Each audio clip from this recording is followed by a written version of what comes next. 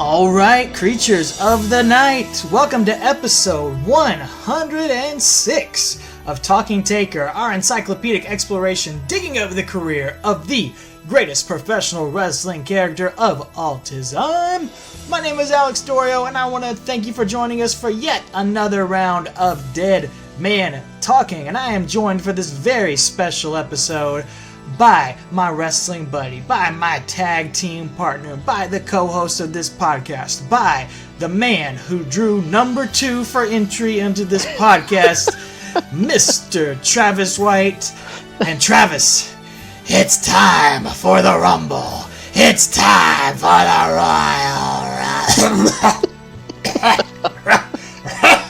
I don't know how Vince did it, man. Vince, are you okay? Yeah, I did it all these years. I have no clue. Maybe that's why he doesn't speak much on TV anymore, because he can't. Who knows? He's completely butchered his voice. Yeah, he's terrible. He was over the top, man. I love it. It's so good. It's so good. I miss those days of him being over the top like that on the commentary. So. As do I, man. It's my childhood. And speaking of childhood, this is it right here. You might have seen this pop up on your podcast feed, and it looks a little weird because we have taken the time travel on hearse way back to 1991 for this special bonus episode of sorts right here, as we're hitting the Royal Rumble 1991 for a very special watch along. You know, Travis, we've just been kind of mired in 2004, which has been an abnormally crappy year for the Dead Man. We've covered some hot garbage here this year with the Concrete Crypt and JBL and Mama Sangre, but, you know, I thought we just kind of needed a break from all that, a break to remind us of the fun stuff that we love doing this podcast for, and, you know, full disclosure, I'm also on vacation this week in real life, so we're pre-taping this one, getting an extra episode that we can slot in there as a break because, you know, I don't want my wife to kill me for going to record a podcast in the middle of our vacation. Yeah, exactly. I don't want to have to do this thing solo after you come back or don't come back from vacation. I might end up in a Concrete Crypt myself. You could. If she does the right thing. Yes, exactly. We figured we'd do the right thing and record early, so yeah. We're slotting this in there late. And we're doing the right thing by going back and honoring the original concept of our podcast, which is to cover every single Undertaker pay-per-view match. And in the early days when we were doing this, we didn't think we'd cover some of the, you know, lesser Royal Rumble matches, of course. You know, obviously we were planning on covering 2007 because he wins that one, and that's a very important one. But maybe some of these other ones where he's just an entrant in there, we weren't sure what the podcast was, how we were going to cover it, so we skipped over the 91, 92, and 93 Royal Rumble. But kind of on a whim, we did a watch-along for the 97 Rumble and had a lot of fun doing it, and so we've done that ever since, and so it's kind of always been on my mind ever since that to go back and hit these early Royal Rumbles we missed to fully have that completism of the podcast, and so that's what we're kicking off here. We'll hit the other two as bonus shows somewhere down the line, so just we'll keep your eye out for them. It'll be a little surprise whenever they pop up on your podcast feed in the months to come, but we're going to hit the 1991 one tonight, and this would have, in theory, been the second episode of our podcast. Crazy, man. Yeah, episode number 2 coming at you right here.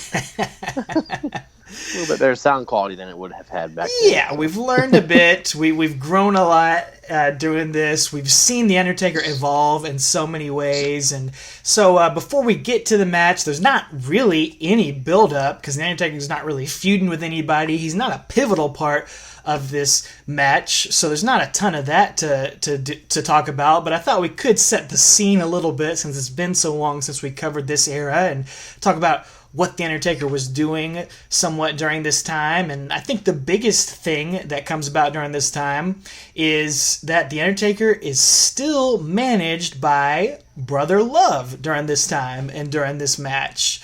You know, I think for the longest time as a kid growing up, I thought Survivor Series 90, he's managed by Brother Love, and then he pretty much transitions to Paul Bearer like right after that. But he really sticks around with Brother Love for a couple months. Man, I thought the same thing. I thought it was like days later, you know, that he switched to Paul Bearer. But Yeah, it wasn't. It was a couple months, and it's going to be. Yeah, it's weird to think about him having anybody but Paul Bearer. As we just recently buried Paul Bearer on the podcast here, it's just weird to think about him coming out with anybody else. So interesting. And he's still very much a heel during this time, and he's just establishing that character, establishing that presence, doing some squash matches on TV. I looked up on historyofwwe.com, and he really doesn't even compete much during house shows during this time. He's at the TV tapings, but as far as their records are, he's hardly ever on the house shows. But he's got some notable matches against the Tugboat as one of his big TV matches. And then obviously he's getting ready for a WrestleMania match with Jimmy Snuka coming up to kick off the streak and become the Phenom. But that's just kind of who he is. He's got the gray gloves. He's still formulating that character. I don't even know if he had the tombstone quite yet. Well, he does do the tombstone in the Survivor Series match, but he's doing a lot of different moves and sort of figuring things out. So it'll be interesting to see what he really does in this match, and if we can see sort of the early incarnations of any of the signature moments of his character. Heck, he may even bring over the old heart punch from old Mean Mark Callis days. So who knows? We'll find out. I'll be honest with you. It's been forever since I've seen this Rumble, man. So it's going to be fun for me to go back and watch this one once we click play here in just a minute. So yeah, what were you doing? It's been a long time. What were you doing in 1991? In January of 91, I was 4 years old. So so are you. Yeah, same. 4 years old. So yeah, I can't tell you what I was doing. I was probably playing with Teddy Ruxpin and maybe a G.I. Joe or a Battle Beast or something. So probably my brother's die-cast Optimus Prime. There you go.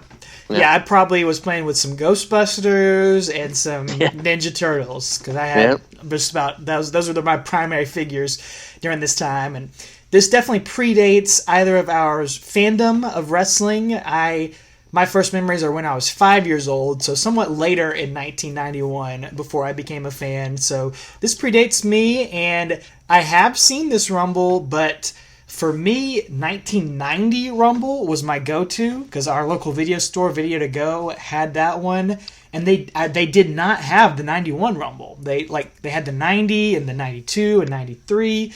But and so I would rent the 90 like all the time. That was one of my go-to rentals. And I actually, when they went out of business, that's one of the tapes that I purchased was that 90 Rumble and Survivor Series 90, two of my favorite shows to watch. So I've seen that one a million times.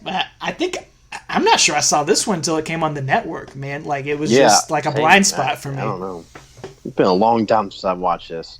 I mean, I don't even know. I may not have even seen the whole pay-per-view. I may have just seen this match too. I can't verify that I've seen this whole show, but I know I've seen this match. But anyway, it's been a long time. Well, we are going to do a watch-along as we've done with the other Royal Rumbles, so we're going to give you guys the timestamp here to queue up the WWE Network. It is at 1 hour, 56 minutes, 45 seconds. So that's 1 hour, 56 minutes, 45 seconds on your WWE Network. Queue it up. It's pretty much right where the little dot on there, if you are on the website or on the Amazon or whatever service you're using, if you can skip right to that match listing, it's pretty much right exactly there.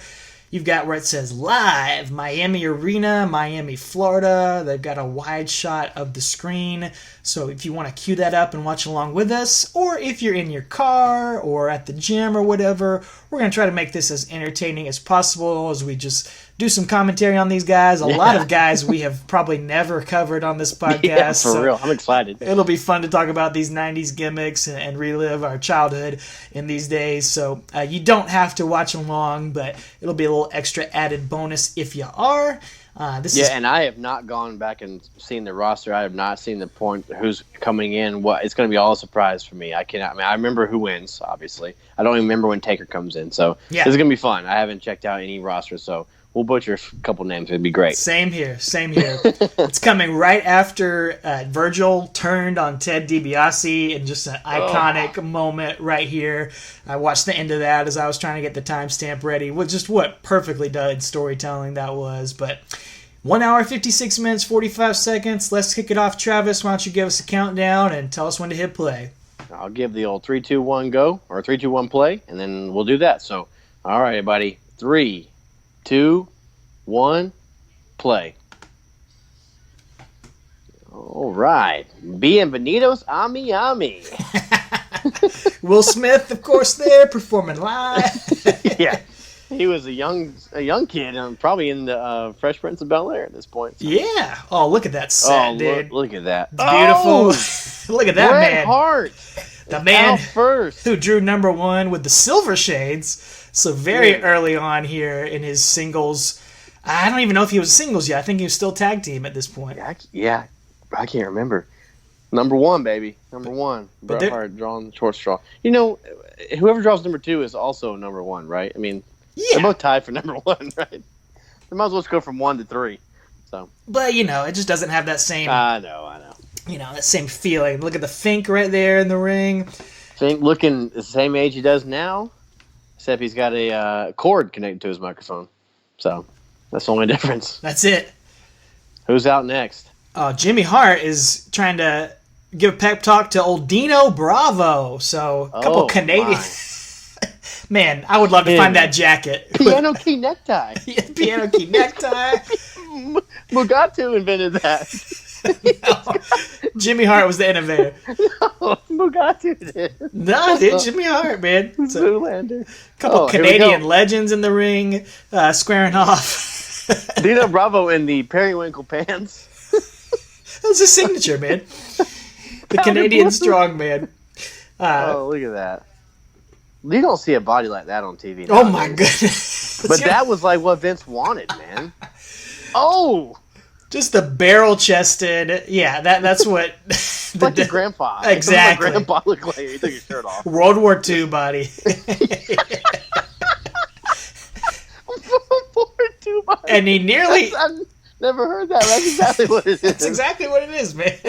Bret Hart's about to eliminate old Dino. Oh, do you see the referee out there, Travis? Who is that? That's old Shane O'Mac. Oh, yeah, it is. What you saying? He's about 10 years old out there. I think him and The Undertaker might be the only two guys still on the roster from this And they just wrestled last month. Exactly. Oh, what a world we live in. Oh, it's crazy. Look how big Dino is. Golly. Yeah, he really dwarfs the Hitman. I mean, his hair came straight out of a can, bro. This is out of control. He is going to give... Ooh, one the old moves of doom to Bret Hart. Bret Hart literally holding his butt. The old Manhattan drop. His butt. No one... Or Manhattan drop, excuse me. No one sells it like Bret Hart just did. No, nobody ever holds their butt. No, no one does atomic drops anymore. I was thinking about that the other day. Like, when was the last time I saw anybody do an atomic drop? But it was like a signature move back in the day. I know. I've always wondered how it was legal, though. Why? How's a low blow? You're hitting the spine. You're hitting the butt, not hitting the crotch. I don't know. If you execute it properly. 4, 3, 2, 1. Next entrant. Now, was that... Oh, the picture-in-picture. Oh, the hammer. The hammer. Greg Valentine. Look at that. Stop. Hammer time. Talking about... Look at that. Yellow boots. Ooh. Another guy with that barrel-chested body. And yeah. I always thought Greg Valentine was so funny as a kid because his face just was so sour no matter what, man. It's just that scrunched up, like sourpuss face 24/7, man. And he's one of those guys that look the same age forever. He looks the same in 2019 as he does in 1991. When we just covered talking about seeing him at the Hall of Fame at WrestleMania 20, he looked just like this. Yep. Same hair, same face, same body. Oh, man. And he was just pointing at Jimmy Hart. I believe he had just broken up with Jimmy Hart as his manager. And you'll remember Valentine was in the Undertaker's debut match at WrestleMania Survivor Series 1990. He was on his team with Rhythm and Blues, and I think Rhythm and Blues had just broken up at this point, so that's why he was yelling at Jimmy Hart as Dino Bravo, first man eliminated. Dino was out. That'd be a earthquake on the back of Jimmy Hart's jacket there. I need that jacket, man. That'd be great. I bet you. What's that company that? Oh. Valentine just threw Jimmy Hart off the edge. What's that company that does those retro jackets? Oh, like yeah. Chalkline. Chalkline. They might could do one. They could. I think Paul Heyman should airbrush Brock Lesnar on the back of his jacket. That should be his new gimmick. That'd be great. Bret Hart now trying to get the Valentine. We got Hart and Valentine. Nice combo there. Trying to pull his pants down. Giving us a little moonshine there. Uh-oh. 8 seconds left for the next entrant. So Dino was in number 2 and he was out number 1. So yeah, man. There you go. And number 4 is going to be the greatest fourth horseman of all time, Paul Roma. Oh, the misplaced horseman Roma. Yeah. Golly. Dude. What's on the back of his pants? Oh, Glory. Glory. Yeah. Power, Dude, and glory. Glory. Yeah, he's got Slick coming out to the ring with him. Dude, I saw Matt Coon on Twitter saying that Steve Mongo McMichael was a worse horseman than Paul Roma was. And I could not agree with that at all, man. No. Paul Roma was terrible. Mongo was less terrible, but he was still terrible. But I agree. But yeah, Paul Roma is the worst horseman there ever was. He's worse than Lex Luger as a horseman. 100%, man. Like, dude, that is the third atomic or Manhattan drop we've seen in this match. Oh yeah, I feel like that's a signature for Royal Rumbles during this yeah.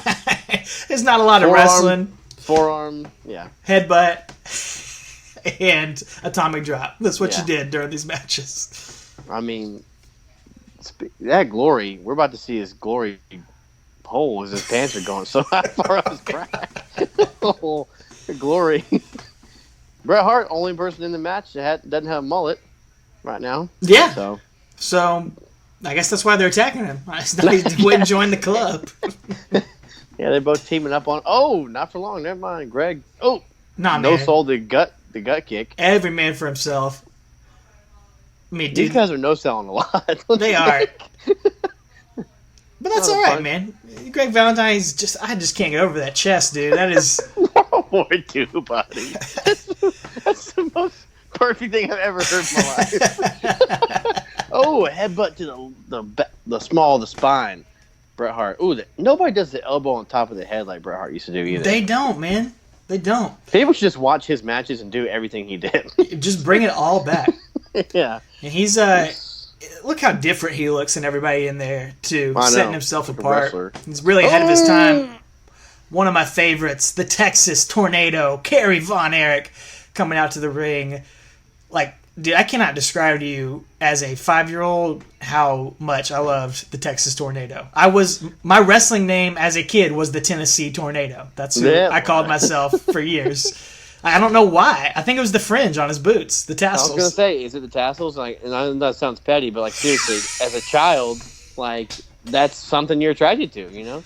Dude, Greg Valentine just did the greatest sell of all time to Tornado Punch. Just fell, just stood there for a second, and then flopped on his face.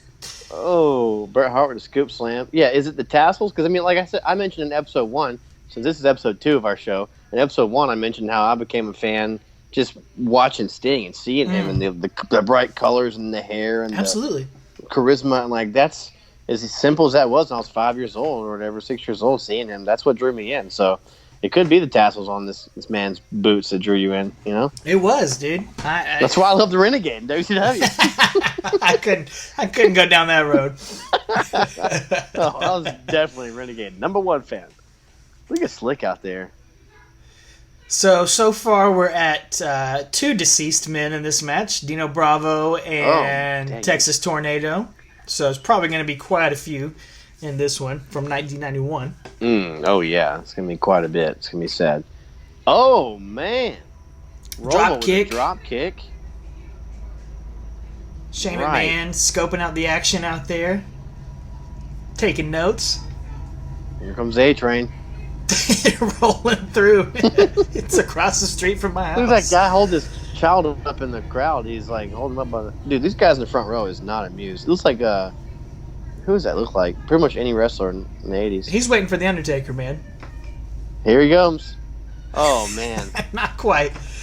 The model, Rick Martel, a guy you talked about loving him in WCW a few weeks ago. I did. I loved his match with Booker T. TV title match. I loved him in WCW. I wasn't really a fan of him in WWE because I didn't really see much of him in there. So it's funny. He's a fantastic heel. Oh yeah. He was the AWA champion there. I mean, when is he going in the Hall of Fame? Rick Martel. It's overdue. Is he not there? No. Oh my word. He should be one of those like random ones I put in. You know, I'm surprised it's not one of those. Yeah, Rick Martel was great. Speaking of Rick Martel, I was just watching some SmackDowns recently from, back when we covered SummerSlam, I guess it was, and I forgot Mark Jindrak basically did a Rick Martel gimmick. The reflection of perfection. Yeah, I totally forgot about that. Dude, so. Greg Valentine is slaying me with his selling me. He just did it again from Texas Tornado. Slow motion flop to the ground from his punch, man. He's so good. It's great. Look at all the colors in this match. Yeah, I was just thinking that. Purple pants, pink, black, yellow boots. Yep. I mean, it's like a bag of Skittles in there, man. Yep. You don't see that anymore. No, everybody's got either a World War II body or like a gym body. Nowadays, you see a bunch of like millennial beards, a bunch of tats, not as cool hair as this, and everybody's wearing black. Everybody's wearing black. Yeah. Except, like, I mean, the women are like the only ones who don't do that as much. But even then, a lot of them still do. I mean, Becky Lynch. Oh, yeah. Rick Martel was just taunting a little bit, and old Glory gave him the old Glory forearm. Gave him the glory. Yeah. Gave him the power and the glory. Bret Hart's taking a nap, pulling his knee pads up. You know. Just waiting the next person to come in. Who's it going to be? Oh, there you go. Tatanka's got something. Oh, it's not Tatanka, man. That's Saba Simba. Saba Simba. A.K.A. Tony Atlas, Hall of Famer. I believe this is famously when Roddy Piper, Gorilla Monsoon says that's Saba Simba, and Roddy Piper is like, that's not Saba Simba, that's Tony Atlas. Commentary during this match. Oh, whoops. Yeah, that is one thing, man. Like, so in this ring, you've got the Texas Tornado and Saba Simba, two guys who had established careers before they got there. But this is just, this shows the this is the epitome of Vince having to rebrand you, especially back then. You know, you're not Mark Callis, you're the Undertaker.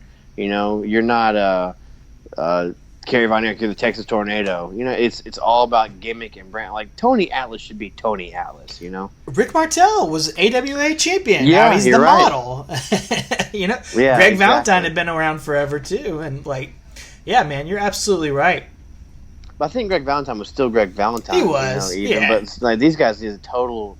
It's almost like when, I mean, they did that forever. You know, it's just been in the last 5 years they've even let anyone keep a modicum of their old history. You know, and their name and stuff. So it's still rare sometimes nowadays. Do you remember there's a lot of new guys on NXT that had to change all their names recently, but sometimes they'll let people come in and keep their name. Oh, they go through weird phases of that. Oh, he's going for the claw. He's going for the claw, Tornado. We can't see it. Camera cut out. He's holding that hand up. Yes! Oh, he got it. One of my favorite moves. It's one I've used as a finisher in my backyard wrestling many times as a creative wrestler. I love the Iron Claw, man. But so good. Another atomic drop. This is Bushwhacker Butch. Yeah, it's Butch. Your dad whacking his way. Look at the crowd, man. Look at that, dude. Every single one of them. All fist bumping like his Jersey Shore. Look at that dude in the front row just stood up. Oh man, I'm loving it. Look at this. And this isn't when he bushwhacks out. No, I thought he put it right on the top. He is bushwhacking all over the ring. Oh, Greg Valentine stops it. He's not having that. I was gonna say, remember that MTV True Life I'm a Wrestler with Saba Simba, only the second person eliminated? Yep. With Tony Atlas was on it. That was the first time I ever heard of Tony Atlas. He was like homeless on that MTV True Life, eating tuna out of a can in like some shack. I didn't know who Tony Atlas was, but I had no idea he was a legend.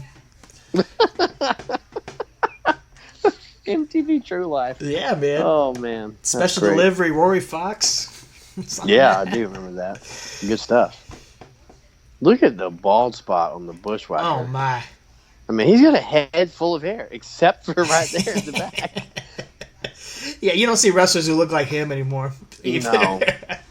It looks like he just came off of like maintenance at like a factory, you know, and then he just showed up for the Rumble. He got in his same outfit. Yeah, oh yeah, absolutely.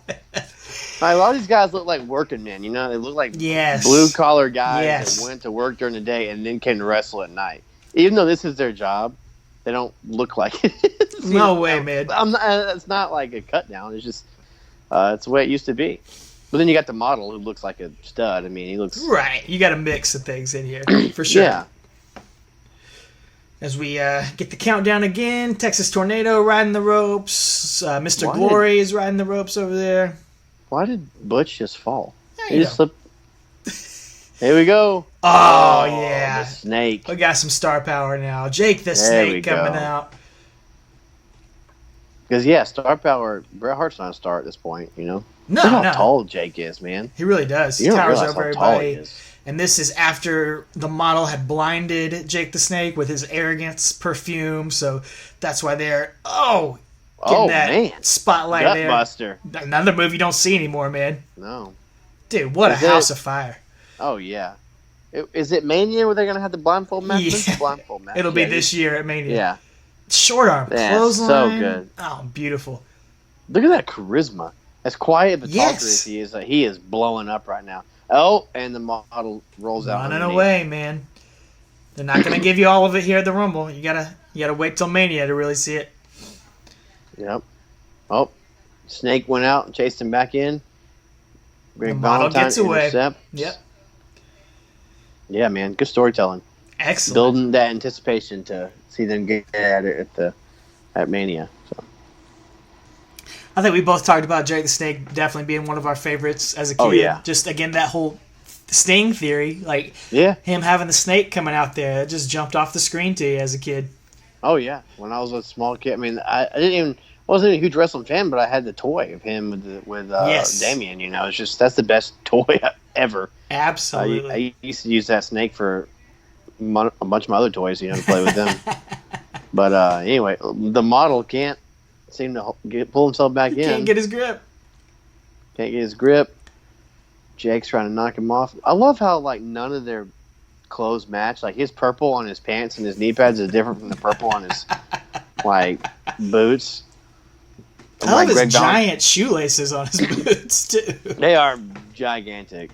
They're probably 25-foot shoelaces. Here we go. The other half of Power and Glory, Hercules. Hercules. For being named Hercules, he's one of the smallest guys in the match.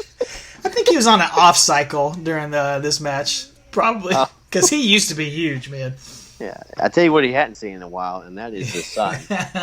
He is the lightest. Oh, Bret Hart with a backbreaker, like only Bret Hart can do, right on the model's back, breaking his back. But we have only had 2 eliminations. Yeah, it's getting kind of crowded in here. Bret Hart's been in there for like 20 minutes, it seems like, at this point. Yeah. Getting close to it. Everybody's trying to throw him over the top. Come on. Who's going to go next? And we should mention this is not under the traditional Rumble rules of being for a title shot. That first time that came into play was 1993. So they're just fighting for pride and for the victory here. Thrill of victory. That's right. It. I do love also how everyone has their name or something like that on the back of their pants, pretty much. Good point. Or on their boots or something. Yeah, I'd say, dude, was that the 4th tornado punch we've seen? And Power just stood there. He did not know how to sell like old hammer. No, man. Nobody sold like the hammer. No. That's my hammer. Oh, Rick Martel. Just tied up Jake the Snake in the ropes. And he's going to give him, he's going to tickle his beard, apparently. God. What is he doing? I don't know, but that's the story of this match is moves you don't see anymore. And getting caught in the ropes, man, that was just like, that was such a signature back then. There's just so many good spots and moves that we need to send this match to the current roster for them to pull this stuff out, man. Well, it's lost. There's no rules to break anymore. Heels can't be heels anymore. Wow. There's no rules to break. Great point. So, it's the problem. Here we go. Chico Santana. Somebody just went over the top rope. That was Mr. Glory himself. Yeah. He just fell through the glory hole. Tito Santana. The ring. Going up against his former partner in Strikeforce, the model. So the model's getting the brunt of everybody's beatings tonight. Yeah, he's wronged a lot of people, it seems.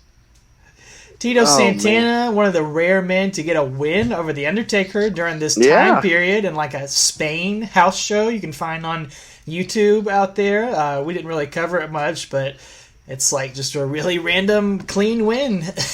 Yeah, because they were in Madrid or something, weren't they? I think it was. Yeah. It's a fun little anomaly. Maybe we'll cover it. Yeah. Talking about hidden gems one day. I'd like to do an episode on that one day. Hercules right there. He'd be the next deceased person in this match. So I guess that Dang it. takes us up to 3. I know, right? Oh, hidden gem. Speaking of hidden gem, where's Jim the Anvil? He's coming right now. He's coming though. Jim Duggan's coming too. Yeah. Ho. Hey. Man. These people though, that's the only thing about the Rumble is that you can stay on your feet for about 50 minutes. I mean, stay on your butt for about 50 minutes, and then you gotta get up at the end when everybody's when it's getting close to time. So right. They try to keep it hot action. There's been a lot of action in this match, though. I mean, even if it's just putting people over the top rope and stuff like that, it's still been a lot of action going on. So Greg Valentine trying to get 2 people out at once right now, it looks like, but Bret Hart stops him for some reason. That never makes sense when you see that in a Rumble. No. Never. No. Nobody's gone for a pinfall yet, so that's good. Yeah, that is good. That's there we go. Here. Out next, Brother Love and the Dead Man. The Undertaker. I wish he'd wear that outfit with like the cut off sleeves up top. At least some point before he calls it quits. Look at that seriousness. Low cut on the shirt. Oh yeah. Slides in the bottom. Only the bottom button. Bret Hart's the first one he attacks. Yeah, another guy he faced off against in that first match. Got double choke lift, and Bret Hart is wow. Undertaker looking like a stud. Yeah. From the get-go, eliminating somebody. We haven't seen many eliminations, and he takes him right out. Yeah, and Hart's been there the entire time, so that's awesome. It's his Tornado. first elimination. That's a trivia question. There you go. Who was the Undertaker's first elimination in the Royal Rumble? The Hitman. The Hitman Clark. Dude, look at that intensity. Oh man. Choking the tornado. Matt Hardy might can slap a tornado, but the Undertaker can choke a tornado. I can choke a tornado. I think he's going to eliminate a tornado here soon. Looks like. I don't know. Eliminate Bret Hart. Yeah. Oh, Jake the Snake just made a mistake. Tornado punch. And, he no-sells it, too. Wow. Richard out there. Brother Love's getting down. Oh, he's having a great time out there. He loved it. Dude, slapping the apron. Oh, man, I wish this match happened. Tornado and Undertaker, man. I'd love to see that. I bet it did in Dallas. It might have. Before, yeah. But yeah, as the Undertaker would have been great. Look, he's just choking him down. I know we're obviously marks for him, but he just stands out in this match right now. You look at that ring, he looks different. He has a different presence. He has a different feel, and he's a rookie at this point, but he works differently. And here comes his WrestleMania opponent, Jimmy Snuka, just hustling his way to the ring, blowing up on the way to the ring. But yeah, Taker, he's not just Jimmy Boots and Tights. He's got a character. He's got black outfit. He just definitely stands out. It's my new creative wrestler on the video game, Jimmy Boots and Tights. Yeah, exactly. Jimmy and Johnny. Remember those jobbers on like Raw? I call them Jimmy and Johnny Boots and Tights. So. Oh my god! There goes Bushwhacker Butch. Second elimination from the Undertaker. Yeah, look at that. Oh, taking out the tornado, trying to get him out. Dude, he's getting the original Diesel push right here. Yeah. He's clearing out the ring and choking out Tornado right there, man. Brother Love getting yelled at by Shane McMahon. Probably the opposite happens nowadays. Yeah, right? Yeah, on our screen, currently in the WWF, are The Undertaker, Shane McMahon, and Bruce Pritchard. Oh, look at that. And, Bret Hart's not there anymore. Never mind. He's not on the screen anymore. A couple of these guys have, I don't know if anybody has a Legends contract. Yeah. Oh, Greg. The hammer with an elbow hammering to the back of Taker's head. And nothing, dude. No. He's still on his feet. No one has taken him down yet. He's getting a huge, huge rub and push right in the middle of this rumble. Everyone going after him.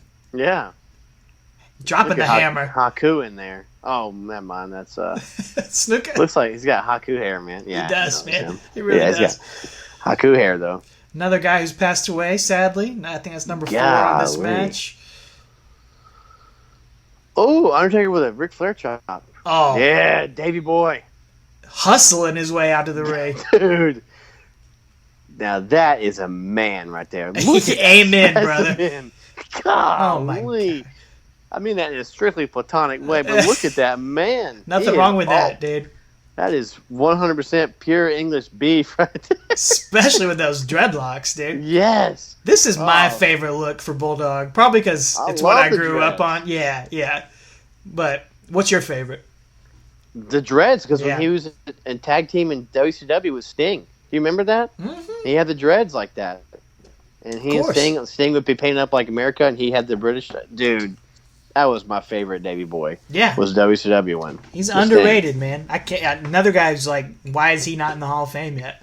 Also passed away. Yep. Sadly. I think that's number 5 for our count here.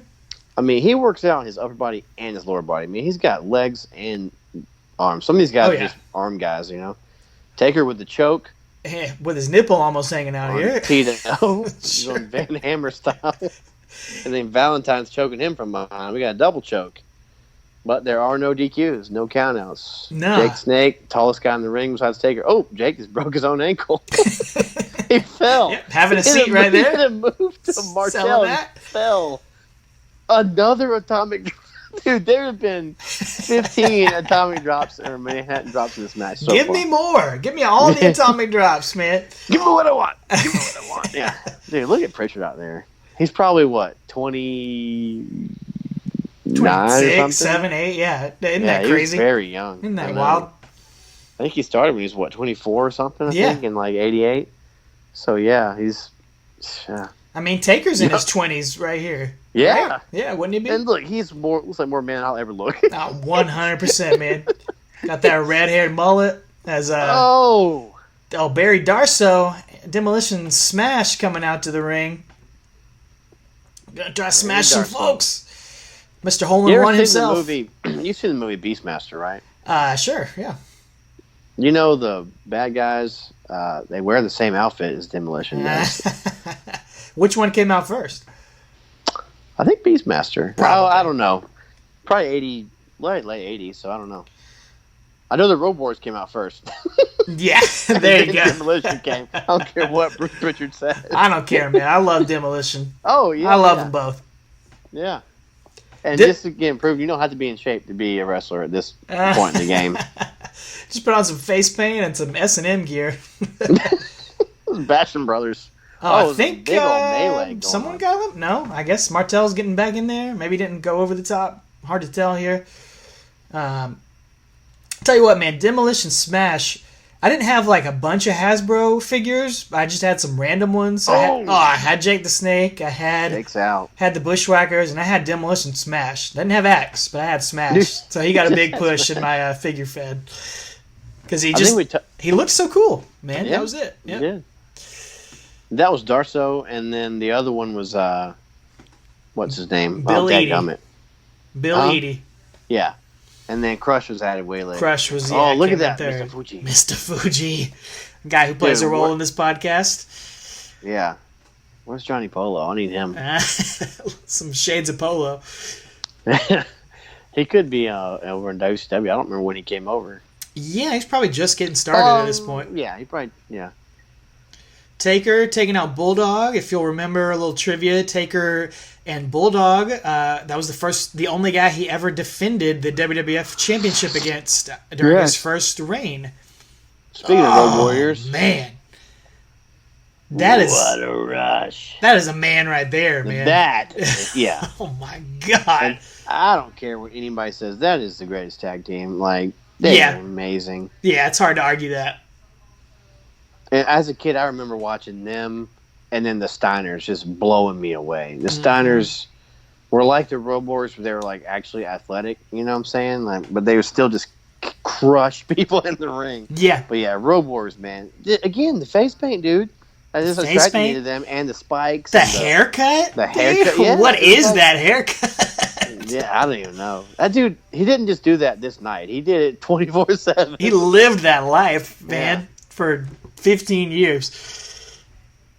Oh, man.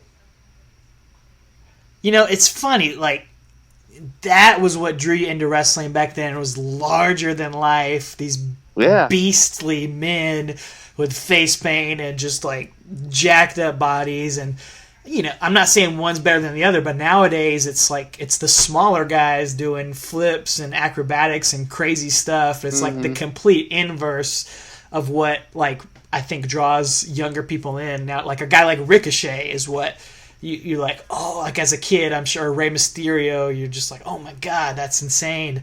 But, like, back then it was Smash and Axe and Hawk and Animal and the Bulldog. Sting and like, the Warrior, yeah. Not one's not better than the other, but it's just funny how it's changed.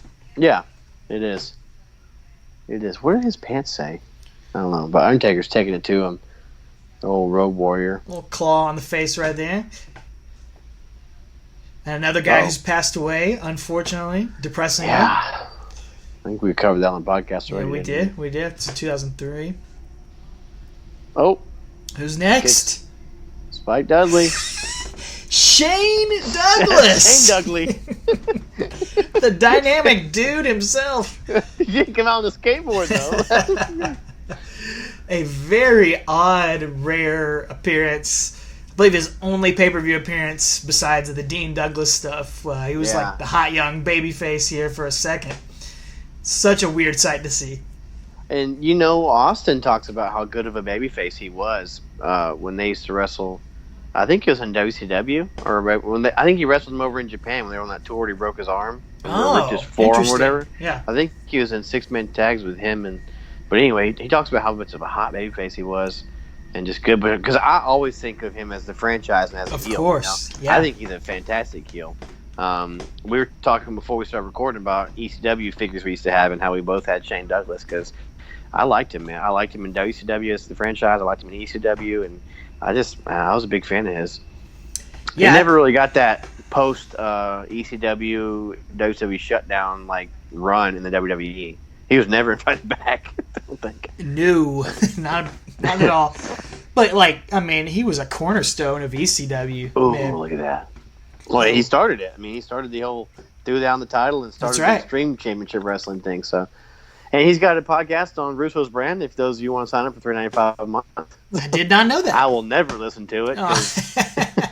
Yeah, the Triple Threat podcast moved over to Russo's Brand. Okay, about a month or 2 months ago. Well, there you go. So. Little plug for Shane D. Skin showing that anyone can have a podcast. So we appreciate you guys listening. So do we. Yeah, exactly. We fit into that. But, yeah, man, it's weird to think about him being in WWF in 1991. It just doesn't seem right. And his boy, John Laurinaitis, his tag team partner, still works there. He does. But he was never invited back. Uh-oh. Out of the darkness. Someone tripped big yellow finger through the curtain. It's all right. Not. No one. Those of you watching or not watching at home, the camera just panned into the picture-in-picture to show whoever's coming out next. The curtain moved, nobody came out, and the picture-in-picture went away. So, you know, it's weird. They did that for a few different of these early Rumbles. They would have someone be injured or hurt or something and not make it into the match. Like, yeah.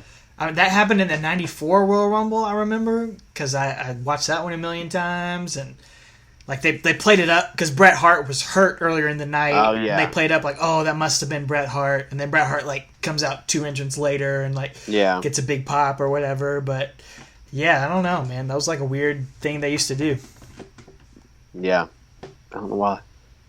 Those guys should still be in the match. Look at Pritchard's ponytail, bro. Yeah, that's giving Heyman a run for his money. Oh yeah. Oh, Bulldog man. With a jumping headbutt. Oh, man. Again, just so much color in the ring. Yeah, so much neon and bright colors. Yeah, so much 80s. It's great. Yeah. Even though it's 91. It's 91. Yeah. And kind of, like, really Shane Douglas and Undertaker are the only guys here. Maybe you could say Bulldog. What is... Oh, Beastmaster? That's the bad guy from Beastmaster. Oh, okay. Looks like Demolition. A little bit. It's disturbing. You need to delete that from your phone history, man. From my history. Jenny's not going to be happy about that. They do look like S&M characters. I never thought about that. Man. 'Cause I never knew what that was when I watched that movie. But that movie is PG and it has topless nudity in it. Isn't that really weird? strange. I think it's very weird. The first Vacation movie is like that too. Yeah, it is. Hawk, Animal. They're together. In the ring. Oh, I wonder if Axe is going to be out soon. Speaking of John Laurinaitis, there's his brother. There he is. Look at that dude. He's just hammering down on Smash. Dude, another man's man right there. Like, you would not want to mess with that guy. No. And let's look at the ring. Okay, we got Hawk, Animal, Undertaker. We had Texas Tornado. We got the Hammer. Hercules. Hercules. Oh, no! Oh! Taker was eliminated by the Road Warriors. There's a little trivia. Eliminated Animal. Hawk. It took the Legion of Doom to finally eliminate The Undertaker. Had a real strong, impressive showing in there. About 15 minutes or so in the ring. Wow. He's standing there. Pritchard can't believe Brother Love can't believe it. Taker's just eyeballing him, getting in Shane McMahon's face. Oh, nice. Yeah. That is cool. A little stare down between Taker and Shane McMahon. It's like, I'll see you in 2019. Oh, how weird is that? I'll see you in 28 years. Oh, my God. Unbelievable, man. That's crazy, man. And That's crazy. Of course, he perfect 10'd out of there, too. Oh, landed yeah. on his feet. So good. Wow, what an impressive showing. We got interrupted there with that elimination. I was just saying, like, they're all, like, names, like, gimmicky names, but they weren't, like, the dumpster, it was like Hawk, and it was kind of cool, Undertaker. Nowadays, everybody's just Evar, Eric Rowan. I don't know, it's just like, they just got names. And that's one thing we're running into in 2004, as we're currently covering, is that I've talked about, and you talked about, it's like this influx of talent, but all they are is just a cookie-cutter guy with their first and last name. Here we go. There's Crush right there, one of my favorites. Just goes dead guy. Another dead guy, and then another guy to prove your point, man. Just another name, Crush. like just an awesome name. Sound like a BA. Exactly. Yeah, man, I 100% agree with that. Vader, yes. Yokozuna. It's just their names were just, you didn't need anything else, That's why Ricochet is cool. Dude, he's got a sweet name. Like he's cool name. He's awesome in the ring, but he's also got a cool name that jumps out. Yep, it does. So, man, it's getting clogged. Very much. Oh, Davey Boy with the actual wrestling move, swinging neck breaker. Look at that. Leave it to the Hart family to actually pull out wrestling moves. That's right. Model Martel's just modeling. I know, he's posing up there. He's living the gimmick, man. Yeah, dude. He's a lot older than you think he is, man. Like, when he's here, I bet he's in his mid-30s already. Yeah. Or late 30s. And he's, like, so old in WCW. I didn't realize how old he was when he was wrestling Booker T back in 98. Valentine's been in this match for about 40 minutes, man. He was number 3, if you'll remember. So he's, like, he's getting a workout in tonight. Oh, yeah. He's the Iron Man of this match so far. He is. Giving the old Brock Lesnar shoulders in the corner. With not a lot of gusto. He's been there for a long time. Dude, I do not care about the criticisms of the Royal Rumble of it being just forearm, whatever, man. I'll take it every day, man. I enjoy it. We have no stake in this match right now, but this is enjoyable as heck, man. You could put this on to a casual fan and they'd probably still get into it, or just even like a random person. Oh! And that's why, man. Because you got like so much personality and so much charisma in the ring, right? God bless Jim Duggan. Oh, I love this guy. Thumbs up all the way. And tell everybody about the 2x4, the foam ones. Oh, I have one. Yeah, you do. Yeah, I took it to the Hall of Fame ceremony when he got inducted.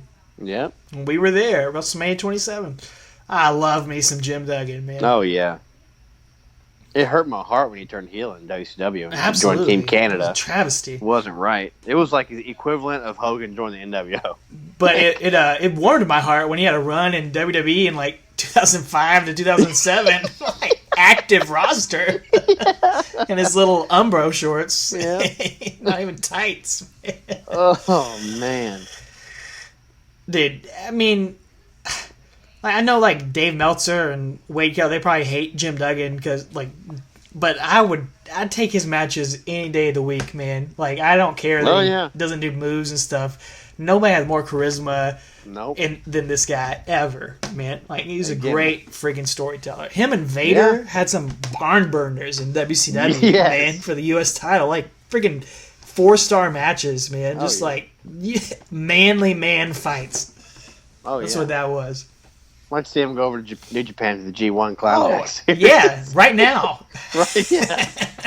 Him and John Moxley. Him and Moxley, him and Kota Ibushi or Kenta. You kidding me? Give me that now. 7 stars. Take my money.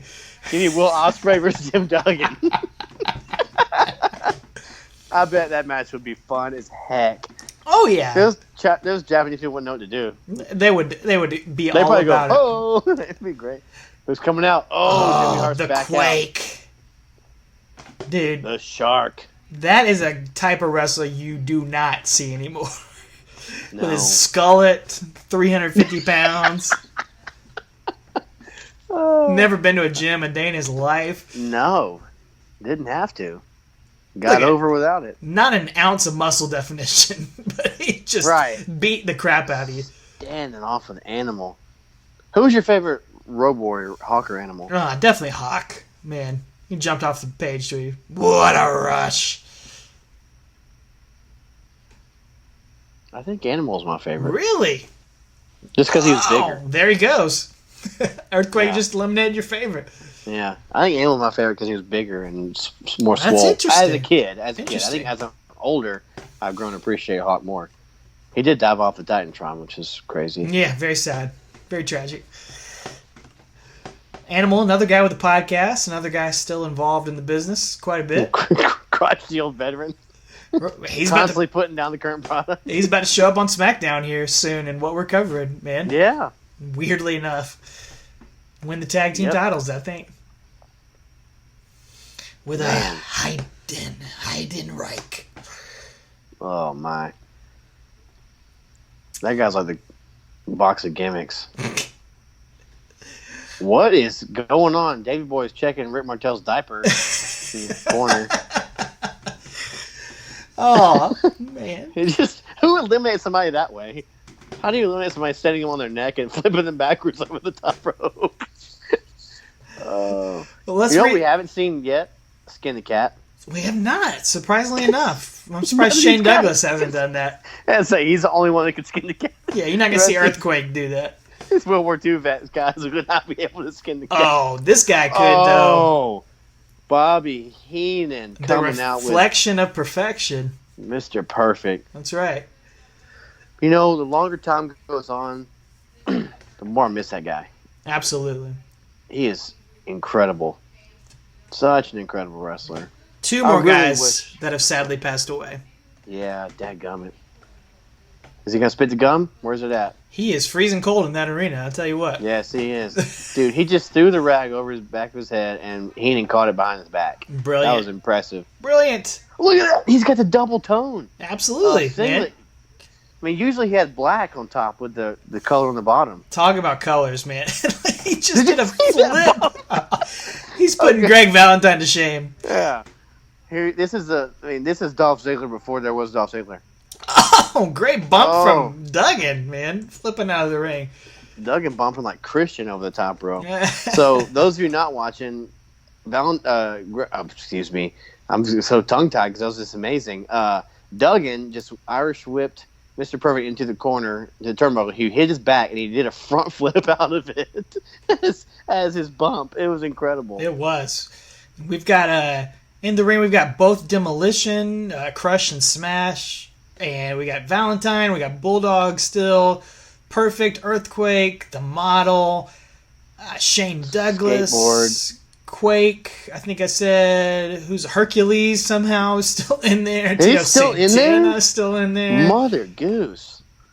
I think he missed his cue to get out of the ring. I think so. I don't know what he's Earthquake's doing. just standing around, not doing much. Basically, I think we got a lot of people dead waiting in there for Hulk Hogan to come in and eliminate Sam. Yeah, I think so. If I had to guess. Who's coming in next? Speaking of the Speaking devil. of the devil, he shall appear. Hulk Hogan running out. And just conjured him up. Color and charisma. That crowd is on their feet now, bro. Look at that. Look at that.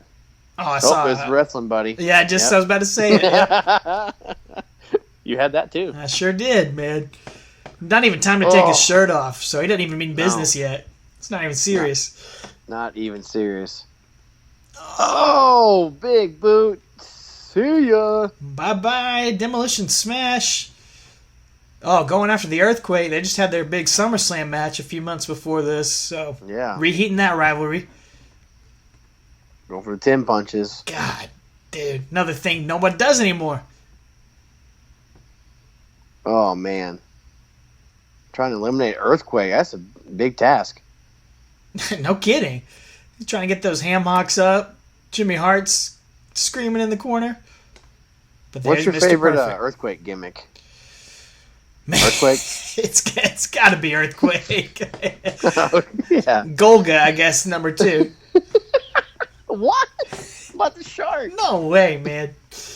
No way. I got no love for the shark. What about Shockmaster? that was his. That was Tugboat, man. Yeah, no, that was we have not seen yet. I believe is still yet to come. Yeah, that was Fred Ottman. Yeah, I believe is his name. Dusty Rhodes' cousin or brother or somewhere. Yes. Yeah. Somehow related. Cody Rhodes' uncle, Uncle Fred. I think, yeah, Uncle Fred. That's what he calls him. Look at that, man. Powers, Hercules' pants or his butt's hungry, man. It is chewing. It's like Ahmed Johnson. It's not quite at those levels. Come on. No. Ahmed getting a lot of heat on podcasts recently. That's true. Heard I heard Stone Cold and Mark Henry talking about him. There he is. I love this guy. Anytime I saw him, I was captivated. Greg Valentine. Ming. Taken out of the ring. But yeah, you're right, man. Any gimmick, any time and place. Even when we covered him in 2001, crazily enough. Look at those pants, dude. Those are incredible. It's like Lisa Frank pants, man. Dude, working barefoot, something I would never want to do in any situation. Rusev did, and then he quit because he hurt his foot. Yeah, everyone does. You only ever do it for a short period of time. Yeah, Matt Riddle's eventually going to put on boots. Yeah, I'm sure he'll get over it. Yep. Look at that, man. Look at these studs in the ring. So many legends, so many Hall of Famers or deserve to be Hall of Famers if they aren't yet. Like Haku, like how is he not in the Hall of Fame yet? Yeah, seriously. I don't get it, man. And Shane Douglas, for some reason, still hanging out in there. Still hanging out there. Dude, how long has Rick Martel been in this match? He's been kind of an Iron Man, too. Yeah. Oh, man. Earthquake trying to pick Bulldog up out of there. Even Earthquake's outfit is loud. Like, it's got a lot of color on it, too, man. There's so much color. Everybody, man. Going on. That's what you did back then. That's what you don't do anymore, it seems like. Yeah. Oh, headbutt to the gut by British Bulldog. Right there. It probably hurt his head. Oh, look at that. Mr. Perfect and Davey Boy about to square off. Everyone's just kind of standing around right now. Yeah, they're like waiting for the countdown. Yeah, something big's supposed to happen, I guess. I don't know who it is. Let's see. Oh, that's something big right there. Yeah, the Rhino. He's high stepping out there. Anvil just tripped up the ring. He just tripped getting in. A little too excited. Quads. Yeah. Oh man, love me some Anvil. He just darted in there like that fan did and darted and speared Bret Hart. Mania. How crazy, how weird was that? Yeah, that was insane. And stupid. Oh! See ya, Tito. Tito. Catch you later. And then he just cursed at him or something. Always liked Anvil, man. He's a good guy. I liked him. I enjoyed him in WCW too for the minute he was there after the screw job. Yeah, I mean, another guy with just a very unique look, charisma, barrel-chested. Going after Hercules, Haku chopping away on Mr. Perfect, Hulk Hogan. I'm surprised he hasn't eliminated more people yet. I know. We got to be getting close to the end here. Can't be too many more people left. You know what's always bothered me about Hogan in this era, or honestly most eras, is that his pants never matched his boots. Like I was talking about earlier. It drove me crazy. That's funny. Drove me nuts how his pants were not the same color. They were off by like 3 shades. I'm like, dude. His pants have like straight yellow and his boots are like gold. I honestly never thought about that. Oh man, it's seriously since I was a kid, it's bothered me. That's why I liked when he went to the long pants. Yeah, in black and white. Didn't have to worry about it. Even red and yellow when he came back in like WWE, I liked when he went long pants. Interesting. Because I hated that his pants and his boots never matched. Oh, here we go. Bushwhacker number. Bushwhacker Gil. Oh, man. Look at him, man. Look at this guy. He doesn't even match Butch. He's got a different shirt on. Coming in off the factory line. Yeah. He seriously looks like he just got done at like Purina Dog Chow place, like working. He might have, for all we know. He bushwhacks right in. And there it is. Perfect 10 landing. There's the record. Bushwhacks all the way. that is the greatest elimination of all time. Good. I gotta give that an applause, man. Pat Patterson, kudos to you for putting that together. Oh, you know you booked this thing. That is insane. You didn't see that kind of comedy back then either. Like really that's fantastic. Just sells it and bushwhacks right out. Nowadays, there's 5 of those spots in the Royal Rumble. Yes, you're right. There are 5. There'll be legitimately at least 3 or 4 of those comedy spots like that, and there'll be 3 or 4 of the old skin the cat, or somebody gets thrown over and like flippity doos himself back in, like what's her name? Naomi does it all the time. Now Kofi, obviously, that's his thing. Right. Sure. This past year, Casey Catanzaro did it as well. Yeah. Somebody else did it too. Like it's just like. Ziggler's constantly skinning the cat, and it's just like, dude, whenever Jericho's there, he skins the cat like 14 times in the Rumble. It's like, come on, man. You can beat a dead horse too much.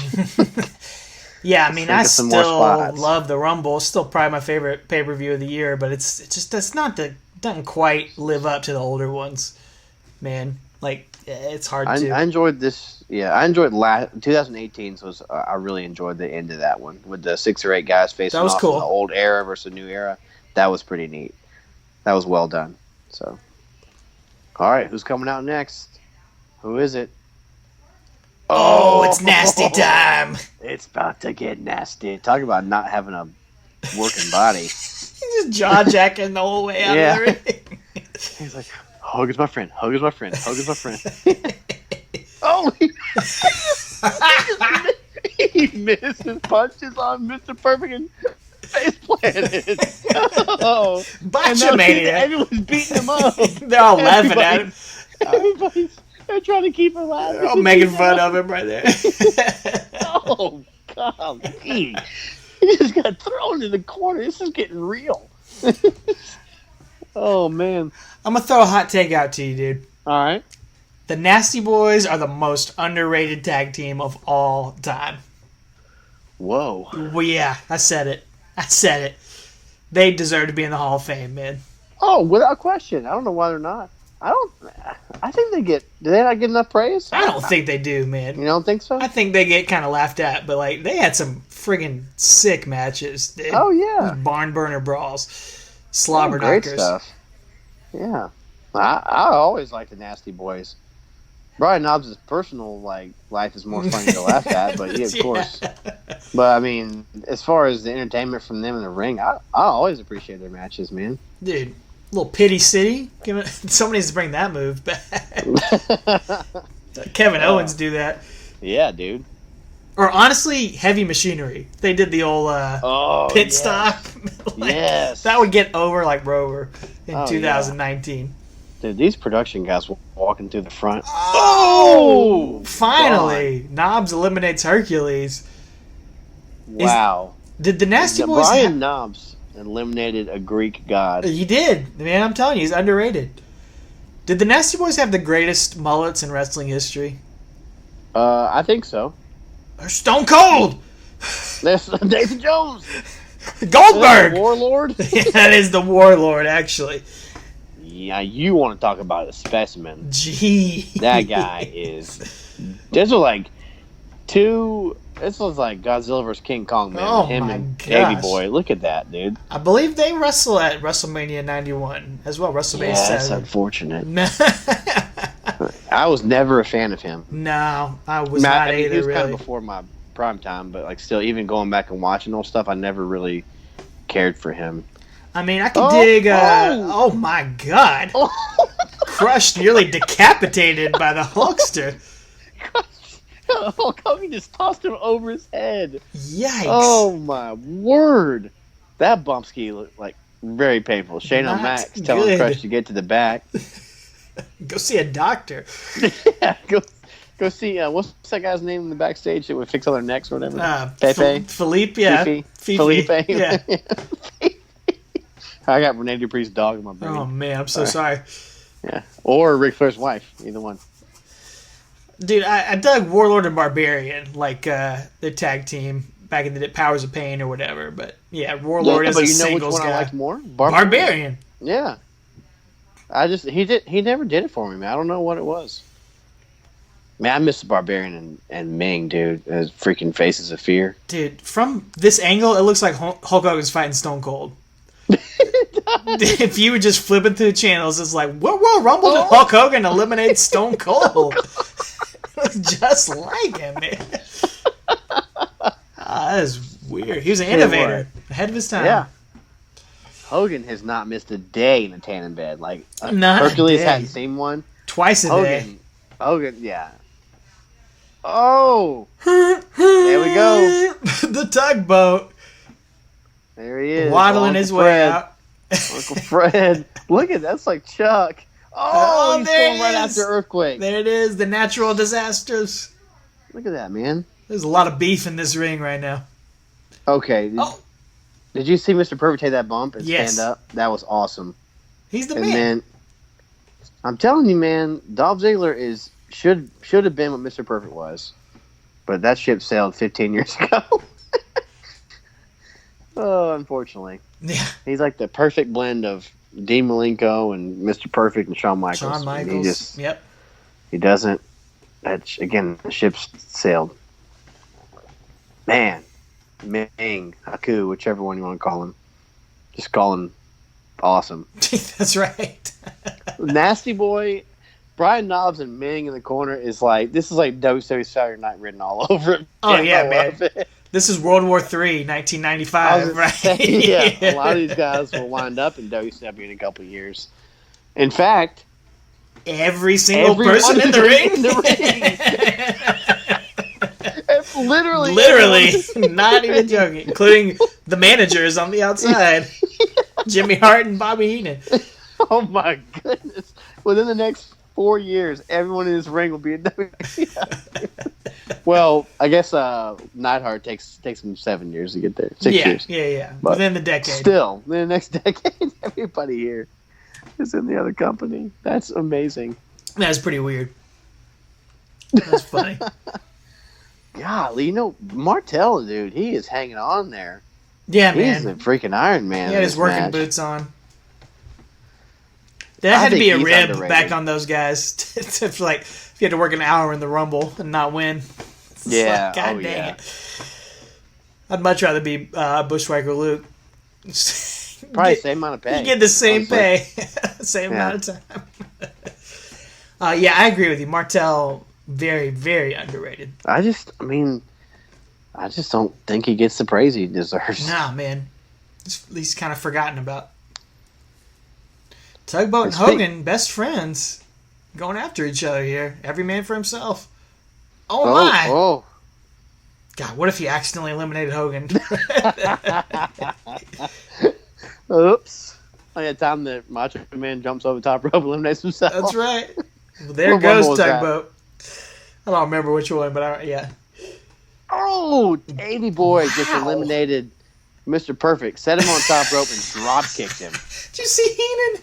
He threw the towel straight in there into the crowd out of frustration. Oh my God, that was amazing. Bobby Heenan's the man. He just Oh, threw I it miss him 10 so feet up much. in the air and it went the third row. Some kid caught it. Man, I hope he still has that towel. Whoever Oh, caught yeah. that. That's amazing. Davey Boy got some ups on that drop kick. I too. know, dude. Oh, Anvil is gone. There goes your man.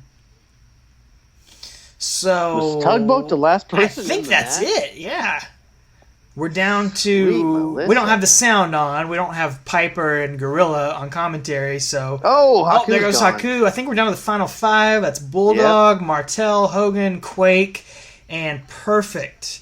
I believe, and Knobs. No, it's Knobs. Oh yeah, excuse me. Perfect. Perfect's gone. Perfect. Yeah, he just got out. Yeah, I just said that. So Where did Shane Douglas go? we missed that. Yeah. And that was the end of his WWF relevancy for a while, I guess. Did Tugboat or Earthquake just come off with both of his feet? I think so. Wow. Got some air, yeah. Martel, the Iron Man. Bulldog's been in there for a while, too. He has. Quake and Knobs working over Hogan there in the corner. But I think everyone knows what's happening here. I think everyone... Yeah. There's not going to be any shockers. Some guy just let his kids back from the bathroom here for the final few minutes of this match in the front row. Oh! Finally! Bulldog. Dang. What a Eliminated. performance. Rick Martel. Yeah. Well done. Dude, look at British Bulldog. He's over, dude. He's so great. 4 legends right here. Knobs, Bulldog, Quake. Oh my! Two of these things are not like the other. Only one is in the Hall of Fame. Oh man! There goes Bulldog. If you told me the final three, one of them was Brian Knobs, you know why? That's right. With me, brother. Yeah. Where the F was Sags? He never came in. No. Knobs riding solo tonight. Maybe he was that guy that was not supposed to come in. Yeah, Or maybe didn't he get- peekabooed out. And... Yeah. Knobs was man. like, it's my night tonight, brother. All right. Well, at this point, you got the final three. You know who the final two are going to be, right? I mean, you can pretty much write off the Nasty Boy. Knobs' elbow pads are on his hands at this point. It's like the equivalent of what Ric Flair's shin pads are. Not On his bothering to fix it. forearms. Nothing. On his wrist. He's got his elbow pads on his wrist. Jimmy, He's not even trying to pull him up. Oh! one of my favorite moves ever. The earthquake stomps. I believe I did this in some of our backyard Yes. matches. You did. Oh, sits right on him. Heavy Machine, Dozovich. He needs to bring that back. Yeah. He should do And that. he had to have Brian Knobs help him get up. Did you see that? Yep. Oh, Hogan's up. Ooh, what you gonna do, brother? When this bald spot of a 24-year-old runs wild on you. Oh, man. Look at those kids jumping up in the crowd. Oh, big boot. Knobs See is gone. ya, dude. Out of here. Dude.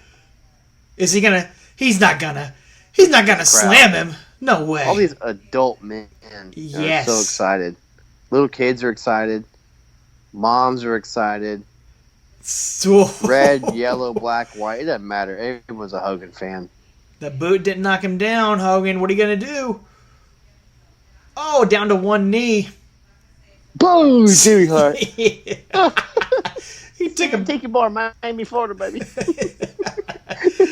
Oh, no way. He can't. Oh, rakes the eyes. Rakes up like a true heel. He is. Oh! Oh, Quake fell on top. I did not see that coming. God, the front row loved it. One guy hates Hogan. It's the black guy, of course. He knew. He understood. You can see the future. He can see the future. Uh-oh, some people are leaving. Why? Who is leaving at this Some point? little kids are running to the toilet. Turlet. Oh, why is look at that Earthquake pose. posing so? I love it. Oh, he's just mocking Hogan. Sorry, He's a heel. He's a heel. He is. Look, the Battle of the Skullets, man. Golly. Skullet City. Oh, toss him out. What are you doing? I know. He had the perfect Braun opportunity. Strowman No, power slams him. going for pinfall. Dude, What? are you serious? What? What? Come The on. Earthquake just went for a pinfall. That's how this is going to end. You could have thrown him out. It's because Jimmy Hart's beaten down. He couldn't give him advice on the outside. Did you see Hogan's promo before this? Right before this, Of course. Like, he botches the whole thing about Saddam Hussein over in Kuwait. He's like, "Well, I mean, you know what I'm trying to say, Mean Gene." he like completely loses his train of thought. Ooh, punch. Ooh, Hulking up, man.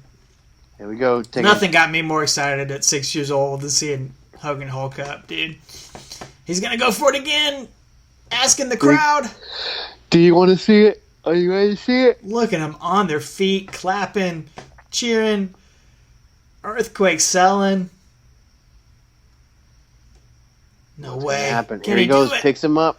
Oh, Yes, he body slam. does. Oh, man. Man, Look at him man. working the Look crowd. at these guys. Oh, yeah. Masters. And a clothesline at him. And clothesline from the back. Threw him over. Hulk Hogan wins the 1991 Royal Rumble, and the crowd goes wild. Look at him, dude. So many yellow shirts and fingers and signs. Yeah, about 8 years from now, it'll be black shirts and other fingers. And How it lots all more signs. Quickly changes. That's right, Yeah. man. But you're right, man. Grown men.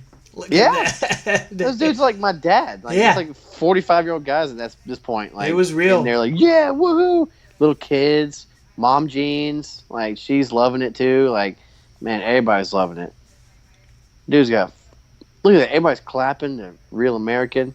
He's got somebody's sign just handed to him from the crowd, the Hulk Rules sign, and as Pritchard would say, Hogan must pose. Yeah, baby. But you loved it, man. Like, that's what you wanted to see. Yes. Yes. Oh, peace in the Middle East, that sign says that Hogan's holding up. This was, of course, right in the, as you just mentioned, right in the midst of the Iraq or Kuwait. Gulf War. Yeah, excuse me. Gulf War. Yeah, 91. Making a big deal of And, that in this show. Sergeant Slaughter. Yep. He's the champion, right? He wins the title on this show. Yeah. They go all in with that. So Hogan's going to go to Mania to fight Sergeant Slaughter, defend WrestleMania, getting the signs out of the crowd, He's dude. doing his best Bruce Springsteen impression and pulling all the crowd down the side. Taking requests. Bruce Springsteen and Hulk Hogan, not that different. You know, they share some similarities with each other. Mm-hmm. Well, dude, what'd you think of the 1991 Royal Rumble? I'm not gonna lie, I am blown away how fun that was. That was great. I was not underwhelmed. That was amazing. That definitely surpassed my expectations. Honestly, that was a lot of fun. Definitely a blast of nostalgia here. Oh, grabbing the American flag out That's of the crowd. right, dude. Of course. Waving it. around like an American bah. Oh, that guy's holding his kid up who has American flag in the audience. Look at everybody still clapping, cheering, Yes. yelling. 5 minutes after the match is over. Like, Yeah, unbelievable, man. Nobody's heading to the bathrooms or the exits. No, they're not chanting "You can't wrestle" or "You don't deserve it" or anything like that. They're just cheering, man. Standing ovation. Nope. What'd you think about it? Dude, I loved it too, man. This Yeah, is my it's sweet great. spot. Like 90 to 95. That's my nostalgia sweet spot for wrestling. WWF during that age. So, yeah, I mean, I was all about it. I love these guys, and I was very, very impressed with Undertaker's performance here, just to tie it back into our show and our focus. He definitely looked like a star. It was like, one of those, everybody thinks of it as the Diesel push in the 94 Rumble, where he comes in and just becomes a star, eliminating everybody. This was kind of a precursor to that. Not quite on the same level. He only eliminated, I think, 2 or 3 guys, but just 2 months into his run, man, he looks like a force to be reckoned with. He looks different. He looks like a star, and he's going to go into WrestleMania 7 here eventually and face Jimmy Snuka and begin the streak. I mean, aside from Hogan winning that, nobody looked like more of a beast than I would agree with Taker. that. I'd say, people lasted longer, but nobody looked like more of a beast. Or it took freaking Road Warriors or Legion of Doom to take him out. So I'd say, he definitely had a great showing there. That was fun. I mean, some people in their first Rumble kind of just don't get highlights like that, and you can tell they had big plans for him, as we mentioned on this podcast early on. So here in episode 2, we could tell that they had big plans for this young redhead. Booger Red from Texas. Yeah, I mean, compare him to Shane Douglas, who was in there. Like, it was his first Rumble, too, and, like, he does literally nothing. He's just there. Or a Saba Simba. Like, obviously they didn't know Undertaker would last for 30 years after this, but, you could tell he was something special. Yeah. That's why we're doing this podcast about him, folks, so that wraps it up here for the 91 Royal Rumble. It was fun to knock that out. We'll get to 92 and 93 eventually. We'll sprinkle those in down the road eventually, but we'll continue on the road, rolling onto the last ride. We'll get back to the current era that we're covering right now on the podcast next week, but we'd love to hear your thoughts about the 91 Royal Rumble and Taker during this time, so you can hit us up on social media at Talking Taker on Facebook, Twitter, and Instagram, or leave a comment on any of the podcasting services, subscribe, and leave a rating. And of course, you can support the show by hitting up tpublic.com and ordering a Taker Easy Talking Taker t-shirt, any of the designs that we have out there as well. And we just want to thank you guys for joining us on this journey. We have been at it over 100 episodes now, and so we appreciate each and every one of you listening and downloading and commenting and being a part of this as we dig up the career of the dead man week after week after week. We, like we said, we've changed a lot. We didn't know we would cover this match, but we've grown into it, and so we thank those of you guys that have been there from episode 1. Go check out episode 3 now and relive Jimmy Snuka. Go back in order and listen to it, or just come back next week as we hit up the mid 2000s of the Undertaker. Absolutely. If you were there at the Miami Arena, I think it's called, in Miami on January 19th, let us know. If you were one of those dads just cheering like a freaking child, man, let us know. Yeah. That was you. So, Team America was on full blast at this point, So let us know if you were there, and thanks again for hanging out with us and enjoying the show. And all we got to say is, take her easy. The 29 plots have been dug. The Undertaker will bury all 29 opponents. And the only thing the other 29 competitors will be doing tomorrow is resting in peace.